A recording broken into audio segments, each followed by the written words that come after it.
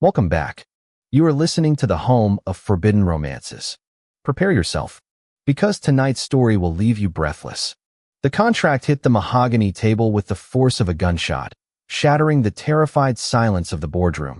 But it was the voice inside my head that made my blood run cold. Asterisk, kill him.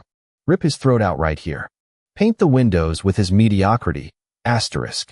Julian Vane didn't flinch. He stood perfectly still at the right hand of the devil, his expression a practiced mask of indifference, even as the psychic scream of his boss's inner beast clawed against the back of his skull. To the 12 trembling executives seated around the oval table, Cashin Blackwood was merely the CEO of Blackwood Industries, a man of ice, steel, and ruthless efficiency. But to Julian, who had woken up 3 days ago with the sudden, unexplained ability to hear the primal consciousness of the man standing next to him, Cashin was a ticking time bomb. "Get out," Cashin said aloud. His voice was a low, velvet baritone, devoid of emotion. "You have 5 minutes to clear your desks. Asterisk, run, little rabbits. Run before I get hungry. Asterisk." The executives scrambled, tripping over their chairs in a desperate bid to escape the predator in the bespoke charcoal suit. Julian watched them go, clutching his tablet to his chest like a shield. He was an Omega in hiding, surviving on high-grade, black market scent blockers and anxiety medication, working as the executive assistant to the city's most dangerous alpha. It was a suicide mission on a good day. Now that he could hear the alpha's wolf fantasizing about violence, and worse, it was a living nightmare. "Julian," Cashin said, turning his sharp, angular face toward his assistant. His eyes were the color of frozen slate, unreadable and distant. "Yes, sir," Julian replied, keeping his gaze lowered to the knot of Cashin's silk tie. "Schedule a meeting with the Euclidean group for tomorrow. And give me a coffee. Black." The spoken words were mundane, cold, professional. But the voice that echoed in Julian's mind was a low, rumbling growl that vibrated through his very bones. Asterisk, he smells like rain today. Like rain and fear. I want to pin him against the glass and taste that pulse jumping in his neck. Why won't he look at me? Look at me. Damn you. Asterisk. Julian stiffened, his knuckles turning white around the tablet. He forced himself to nod, turning on his heel to march toward the heavy oak doors. "Right away, sir." Asterisk, don't go. Stay. Submit. Asterisk. Julian slammed the door behind him, leaning against the wood and exhaling a shaky breath. This was impossible. For 3 years, Cashin Blackwood had been the epitome of the frigid, untouchable CEO. He was efficient, demanding, and utterly devoid of libido or warmth. Rumors swirled that he was chemically castrated or simply too arrogant to find a mate. Yet, for the last 72 hours, Julian's mind had been bombarded with the visceral, feral cravings of a beast that seemed obsessed with him. The problem was the logic of it. If Cashin wanted him, why was the man so cold? Why did he critique Julian's reports with surgical cruelty while his inner wolf composed poetry about Julian's collarbones? Julian made it to his desk, his hands trembling as he started the coffee machine. He had to quit. He had to resign before his blockers failed or Cashin's control slipped. But he couldn't. The debt collectors circling his mother's hospice care didn't accept resignations. He needed this salary. He needed the protection that came with being Blackwood's right hand, even if the hand might eventually crush him. The intercom buzzed. "Bring the car around, Julian. We're going to the gala." Julian cursed. He had forgotten the annual Shifters Charity Gala. A room full of posturing alphas, preening omegas, and enough pheromones to choke a horse. And he had to play the role of the beta assistant, invisible and scentless. The limousine ride was suffocating. The partition was up, separating them from the driver, creating an intimate, pressurized capsule of leather and tension. Cashin sat reading a dossier, his long legs crossed, the picture of aristocratic detachment. Julian sat opposite him, staring out the window at the blurring city lights of Neoviridia. "His scent is changing," the wolf's voice whispered, sounding closer now, like breath against Julian's mental ear. Asterisk, the blockers are wearing thin. I can smell the sweetness underneath. Vanilla. Jasmine. Distress. Asterisk. Julian subtly checked the patch on his wrist. It was secure. He shouldn't be able to smell anything. Unless Cashin was a true alpha, powerful enough to pierce through synthetic barriers. But if he knew, why hadn't he fired Julian for lying on his employment application? "You're quiet tonight," Cashin said, not looking up from the papers. "Just preparing for the event, sir. The merger with the Euclidean group depends on your interaction with Director Holloway." "Holloway is a pig," Cashin muttered. "I'll tear his arm off if he looks at Julian again," the wolf added with cheerful violence. "I'll mount his head on a spike." Julian choked on a cough. Cashin looked up, an eyebrow raised. "Are you unwell?" "Fine. Just dry throat." Cashin reached into the cooler beside him and pulled out a bottle of water. He cracked the seal and extended it. It was a small gesture, but for a man who usually commanded the world to bend to him, it was significant. As Julian reached for it, their fingers brushed.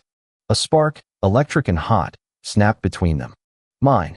The voice roared so loud Julian actually winced, pulling his hand back as if burned. Cashin went still, his eyes darkening, pupils blowing wide until the gray was swallowed by a predatory black. "Sir," Julian whispered, fear spiking his heart rate. "Your hand," Cashin said, his voice dropping an octave. "It's cold."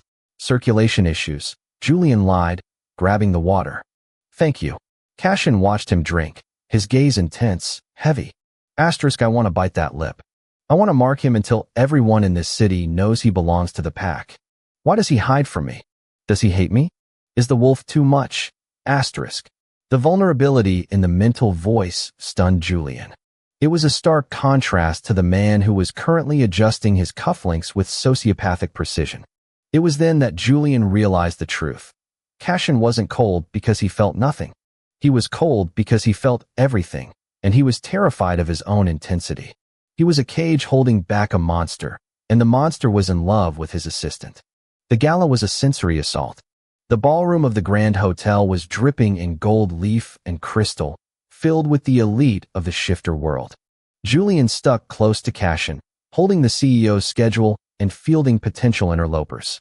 Cashin moved through the crowd like a shark, parting the sea of social climbers. He was polite, curt, and terrifyingly efficient. But Julian heard the running commentary. Asterisk, boring. Boring. Threat. Look at that dress, hideous. Where's Julian? Ah, there. Right beside me. Good. Asterisk. Mr. Blackwood. The booming voice belonged to Director Holloway. The Euclidean CEO was a bearish alpha, broad and loud, smelling of cheap cigars and aggressive musk. He clapped a heavy hand on Cashin's shoulder. Cashin didn't move, but Julian heard the wolf snarl. Holloway, Cashin nodded. And the pretty assistant, Holloway leered, turning his gaze to Julian. Vain, isn't it? You look delicious tonight, son.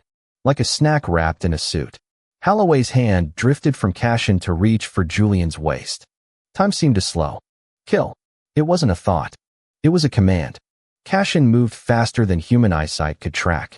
One moment he was standing still. The next, he had intercepted Holloway's wrist, twisting it back with a sickening crunch of cartilage. The ballroom went silent. Touch him, Cashin whispered, his voice carrying through the dead silence, and you will lose the hand. Holloway gasped, dropping to his knees, sweat beading on his forehead. Blackwood, are you insane? He's just a beta assistant. He is my assistant, Cashin corrected, releasing the man with a shove that sent him sprawling. And you are not worthy of breathing the same air. Cashin turned, grabbing Julian's elbow. We're leaving. He dragged Julian out of the ballroom, ignoring the whispers, the gasps, and the flash of cameras. They moved through the lobby and out into the cool night air, waiting for the valet.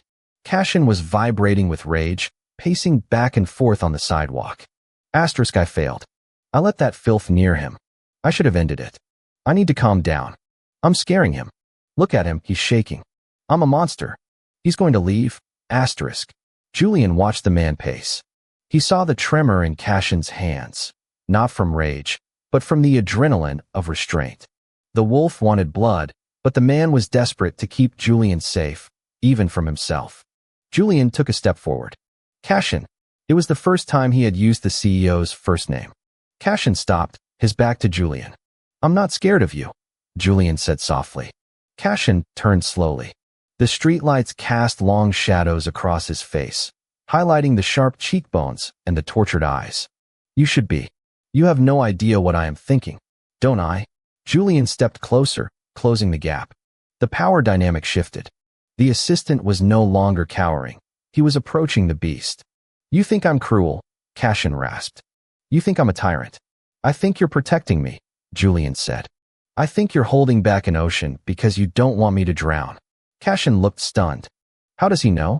Because, Julian whispered, reaching out to touch the lapel of Cashin's suit, directly over his heart. I can hear him. The wolf. Cashin froze. The air around them grew heavy, charged with the immense pressure of an alpha's aura being unmasked. What? I can't hear him, Julian repeated. I know you wanted to tear Holloway's throat out. I know you hate the rain because it dampens sense. And I know. Julian looked up, meeting those slate gray eyes. I know you want to bite me. Silence stretched, thick and heavy. Then, Cashin laughed. It wasn't a happy sound. It was jagged and incredulous. You can hear. Everything. Everything. Then you know I'm insane. Obsessed. I know you're lonely, Julian corrected. Cashin's composure shattered.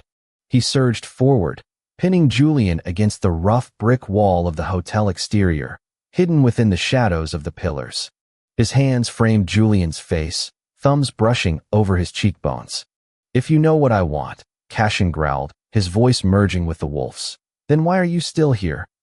Because, Julian breathed, his own scent blockers finally failing under the proximity, releasing a wave of sweet, intoxicating omega pheromones into the air. I was waiting for you to ask. The scent hit Cashin like a physical blow. His eyes flashed gold, the true color of his wolf. Asterisk omega. My omega. He was hiding. He was waiting. Asterisk. You're an omega, Cashin murmured, burying his face in the crook of Julian's neck, inhaling deeply. You lied to me. I had to survive. You don't have to survive anymore, Cashin swore, his lips grazing the sensitive skin over Julian's pulse point. I will burn this city to ash before I let anyone touch you again. You are mine, Julian. Tell me you're mine. The mental barrier dissolved completely. Julian didn't just hear the wolf. He felt the bond snap into place, an ancient, golden tether connecting their souls. The loneliness that had plagued him for years vanished, replaced by an overwhelming sense of belonging. I'm yours, Julian whispered. Cashin didn't wait.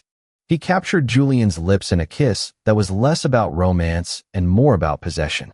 It was hungry, desperate, and filled with the wild desires he had kept leashed for so long. Julian melted into it, his hands tangling in Cashin's hair, pulling him closer, answering the wolf's call with his own submission. They broke apart only when air became a necessity. Cashin rested his forehead against Julian's, his breathing ragged. Asterisk I love him. I love him. I love him. Asterisk. The thought was soft, distinct, and purely human. Julian smiled, breathless and bruised. I heard that. Cashin smirked, the first genuine smile Julian had ever seen on his face. It transformed him, making him look younger, lighter. Good. Because I'm never going to stop thinking it. The valet pulled up the car, looking distinctively uncomfortable, interrupting the moment. Cashin straightened, adjusting his suit jacket, the mask of the CEO sliding back into place. But this time, the eyes weren't cold. They were burning. He opened the door for Julian, his hand resting possessively on the small of Julian's back. Home. Cashin commanded the driver. Home, the wolf echoed. Asterisk to the den. To claim. Asterisk. Julian slid into the seat, his heart racing. The forbidden romance was no longer a secret, and the cold so was no longer cold. He was fire, and Julian was more than ready to burn. And that is how the dove caught the wolf. If you enjoyed seeing Julian bring the alpha to his knees, destroy that like button. And tell me in the comments, would you keep your true nature hidden if it meant deceiving your soulmate? I'll be reading your answers. Subscribe for the next chapter. Until then, prompt image. Prompt. Masterpiece, best quality, high-res, 1.2. Korean manhwa style, semi-realistic, digital art. 2 men, BL, Yaoi, Man 1. Tall alpha CEO, sharp jawline, slate gray eyes with golden glow, wearing expensive charcoal suit, intense possessive expression, pinning Man 2 against brick wall, dark hair slicked back. Man 2. Smaller omega, soft features, messy brown hair. Wearing fitted black suit, flushed cheeks. Looking up with mix of fear and desire. Hands on man one's chest. Background is dimly lit city street at night. Luxury hotel entrance in blur. Atmospheric lighting. Shadows, steam rising. Emotional tension, cinematic composition, intricate details.